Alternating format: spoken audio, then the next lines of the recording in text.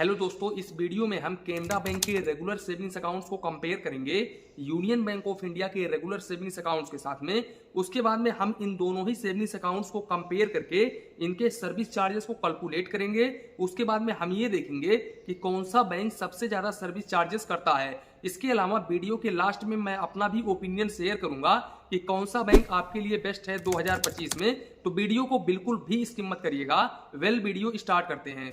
दोस्तों यहाँ पर तो आप लोगों को पता होगा कि ये दोनों ही बैंक सरकारी बैंक है।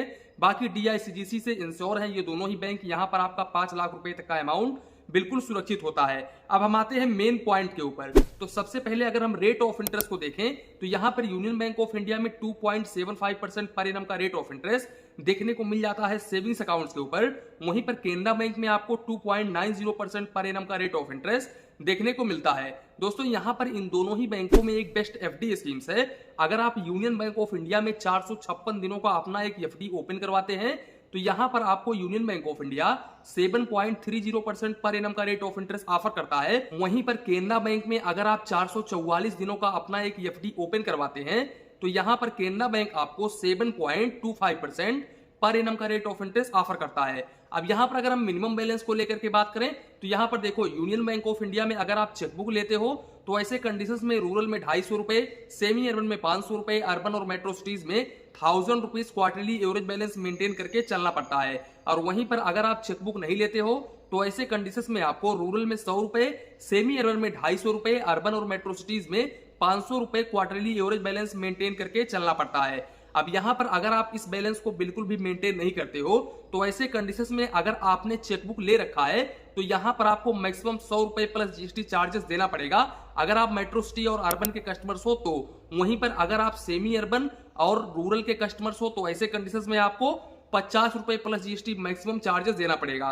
और अगर आपने यहाँ पर चेकबुक नहीं ले रखा है तो ऐसे कंडीशंस में आपको मैक्सिमम 50 रुपए प्लस GST क्वार्टरली चार्जेस देना पड़ेगा अगर आप मिनिमम बैलेंस मेंटेन नहीं करते हो तो। अब जबकि यहाँ पर अगर हम केनरा बैंक की बात करें तो केनरा बैंक में आप लोगों को MAB यानी कि मंथली एवरेज बैलेंस मेंटेन करना पड़ता है। यहाँ पर आपको रूरल में 500 रुपए, सेमी अर्बन में 1000 रुपीज, अर्बन और मेट्रो सिटीज में 2000 rupees average monthly balance maintain करके चलना पड़ता है। अब यहाँ पर अगर आप कुछ भी मिनिमम बैलेंस मेंटेन नहीं करते हो तो ऐसे कंडीशंस में आपको 45 रुपए प्लस GST पर मंथ के हिसाब से चार्जेस देना पड़ता है। अब अगर हम यहाँ पर इन दोनों ही बैंकों के इस चार्जेस के बारे में डिस्कस करें तो देखो, यहाँ पर union bank of India maximum आपसे 100 रुपए प्लस GST चार्जेस ले रहा है, जबकि ये क्वार्टरली ले रहा है यानी कि 3 महीने में 100 रुपए प्लस GST चार्जेस ले रहा है। अब यहाँ पर केनरा बैंक आपसे मंथली 45 रुपए प्लस GST ले रहा है, तो अगर आप 45 इंटू 3 करेंगे तो 100 रुपए से भी अधिक हो जाएगा। तो यहाँ पर केनरा बैंक का ये माइनस पॉइंट हो जाता है। यहाँ पर केनरा बैंक ज्यादा चार्जेस ले रहा है यूनियन बैंक ऑफ इंडिया से। बाकी अगर हम SMS अलर्ट की बात करें तो यूनियन बैंक ऑफ इंडिया में आपको 25 पैसे प्लस GST पर SMS चार्जेस देना पड़ता है, जबकि केनरा बैंक में आपको 22 पैसे प्लस GST पर SMS चार्जेस देना पड़ता है। तो ये भी केनरा बैंक का एक माइनस पॉइंट हो जाता है। अब इसके अलावा यूनियन बैंक ऑफ इंडिया में आपको 20 पेज का चेकबुक पर फाइनेंशियल ईयर बिल्कुल फ्री में देखने को मिल जाता है। और यहाँ पर अगर आप एक्स्ट्रा चेकबुक लेते हो तो ऐसे कंडीशंस में आपको 5 रुपए प्लस GST पर पेज का चार्जेस देना पड़ता है, जो कि ये काफी ज्यादा है। यानी कि अगर हम दूसरे सरकारी बैंकों की बात करें ना तो वो भी इतना चार्जेस चेकबुक के ऊपर नहीं लेते हैं जितना union bank of India charge करता है। जबकि वहीं पर अगर हम केनरा बैंक की बात करें तो यहाँ पर केनरा बैंक कस्टमर्स को 25 पेज का चेकबुक पर फाइनेंशियल ईयर बिल्कुल फ्री में ऑफर करता है। और यहाँ पर अगर आप एक्स्ट्रा चेकबुक लेते हो तो यहाँ पर आपको 4 रुपए प्लस GST पर पेज का चार्जेस देना पड़ता है। अब यहाँ पर केनरा बैंक का ये प्लस पॉइंट हो गया है, यहाँ पर चेकबुक भी ये ज्यादा प्रोवाइड कर रहा है और चेकबुक के ऊपर चार्जेस भी काफी कम ले रहा है।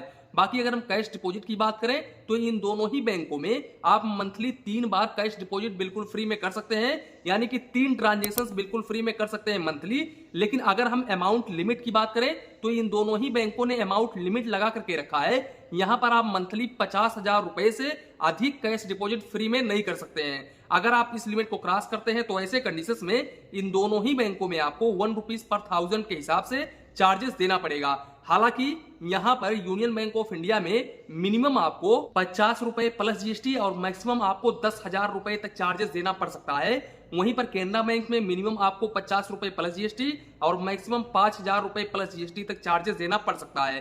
तो ये इन दोनों ही बैंकों का माइनस पॉइंट है कि यहाँ पर आप ओनली मंथली में यानी कि पूरे महीने में ओनली 50,000 रुपए ही फ्री कैश डिपॉजिट कर सकते हो। बाकी अगर हम कैश विड्रॉवल की बात करें तो यहाँ पर भी इन दोनों ही बैंकों में आप 5 बार ट्रांजेक्शन्स बिल्कुल फ्री में कर सकते हैं, यानी कि 5 बार पैसे निकाल सकते हैं। आप चाहे तो अपने ब्रांच के जरिए निकालो, चाहे तो आप दूसरे ब्रांच के जरिए निकालो। यहाँ पर मंथली आप 5 बार बिल्कुल फ्री में पैसे निकाल सकते हैं। और अगर आप इस लिमिट को क्रॉस करते हैं तो ऐसे कंडीशंस में आपको केनरा बैंक में 100 रुपए प्लस जीएसटी चार्जेस देना पड़ता है पर ट्रांजेक्शन। वहीं पर यूनियन बैंक ऑफ इंडिया में 50 रुपए plus GST per transaction charges देना पड़ता है। तो ये यूनियन बैंक ऑफ इंडिया का प्लस पॉइंट हो जाता है। यहाँ पर union bank of India cash withdrawal के ऊपर काफी कम चार्जेस ले रहा है। अब इसके अलावा दोस्तों अगर हम डेबिट कार्ड को लेकर के बात करें तो ये दोनों ही बैंक क्लासिक वेरिएंट का डेबिट कार्ड ऑफर करते हैं और इन दोनों ही बैंकों में इशुएंस फीस बिल्कुल फ्री ऑफ कॉस्ट होती है, लेकिन एनुअल मेंटेनेंस चार्जेस आपको 200 रुपए प्लस जीएसटी देना पड़ता है इन दोनों ही बैंकों में। यहाँ पर आपके अकाउंट से हर साल 200 रुपए plus GST annual maintenance charges काट लिया जाता है। वहीं पर अगर हम इस डेबिट कार्ड के लिमिटेशंस के बारे में बात करूं तो यहाँ पर यूनियन बैंक ऑफ इंडिया के डेबिट कार्ड से आप पर डे 25,000 रुपए निकाल सकते हैं और 50,000 रुपए तक ऑनलाइन ट्रांजेक्शन कर सकते हैं। जबकि केनरा बैंक के डेबिट कार्ड से आप 75,000 रुपए भाई साहब पर डे बिल्कुल फ्री में निकाल सकते हैं और वहीं पर 2 लाख रुपए तक ऑनलाइन ट्रांजेक्शन बिल्कुल फ्री में पर डे कर सकते हैं। तो यहाँ पर केनरा बैंक का ये प्लस पॉइंट हो जाता है। यहाँ पर केनरा बैंक काफी ज्यादा लिमिट आपको प्रोवाइड कर रहा है, यानी कि ये मान के चलो जितने भी सरकारी बैंक हैं उन सरकारी बैंकों में क्लासिक वेरिएंट डेबिट कार्ड के ऊपर इतना लिमिट कोई भी बैंक प्रोवाइड नहीं करता है। मैं 100% गारंटी के साथ में बोलता हूं। इसके अलावा दोस्तों अगर हम काउंट ऑफ ट्रांजेक्शंस को लेकर के बात करें तो यहाँ पर यूनियन बैंक ऑफ इंडिया के डेबिट कार्ड के जरिए आप monthly union bank of India के एटीएम मशीन से 8 बार फाइनेंशियल और नॉन फाइनेंशियल ट्रांजेक्शंस बिल्कुल फ्री में कर सकते हैं। वहीं पर दूसरे बैंक से मंथली 5 फाइनेंशियल और नॉन फाइनेंशियल ट्रांजेक्शंस कर सकते हैं और मेट्रो सिटी से मंथली 3 फाइनेंशियल और नॉन फाइनेंशियल ट्रांजेक्शंस बिल्कुल फ्री में कर सकते हैं। और अगर आप इस लिमिट को क्रॉस करते हैं तो ऐसे कंडीशंस में आपको फाइनेंशियल ट्रांजेक्शंस पर 21 रुपए plus GST per transaction charges देना होगा। वहीं पर नॉन फाइनेंशियल ट्रांजेक्शंस पर 8 रुपए plus GST per transaction charges देना पड़ेगा। तो इस बात का आप जरूर ध्यान रखें। अब वहीं पर अगर हम केनरा बैंक की बात करें तो केनरा बैंक के ओन एटीएम से आप मंथली 6 फाइनेंशियल और नॉन फाइनेंशियल ट्रांजेक्शन कर सकते हैं।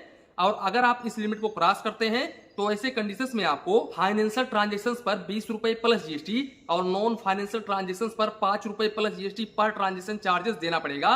और वहीं पर अगर आप इनका एटीएम कार्ड ले जाकर के दूसरे बैंक के एटीएम से यानी कि केनरा बैंक का एटीएम कार्ड ले जाकर के दूसरे बैंक के एटीएम से पैसे निकालते हैं या फिर बैंक बैलेंस चेक करते हैं तो यहाँ पर आप मंथली ओनली 5 फाइनेंशियल और नॉन फाइनेंशियल ट्रांजेक्शंस कर सकते हैं और मेट्रो सिटी से मंथली 3 फाइनेंशियल और नॉन फाइनेंशियल ट्रांजेक्शंस बिल्कुल फ्री में कर सकते हैं। अगर आप यहां पर इस लिमिट को क्रॉस करते हैं तो ऐसे कंडीशंस में आपको फाइनेंशियल ट्रांजेक्शंस के ऊपर 21 रुपए plus GST per transaction charges देना होगा और नॉन फाइनेंशियल ट्रांजेक्शंस के ऊपर 10 रुपए plus GST per transaction charges देना होगा। तो दोस्तों यहां पर आपने देखा मैंने इन दोनों ही बैंकों के सेविंग्स अकाउंट्स को आपस में कंपेयर किया।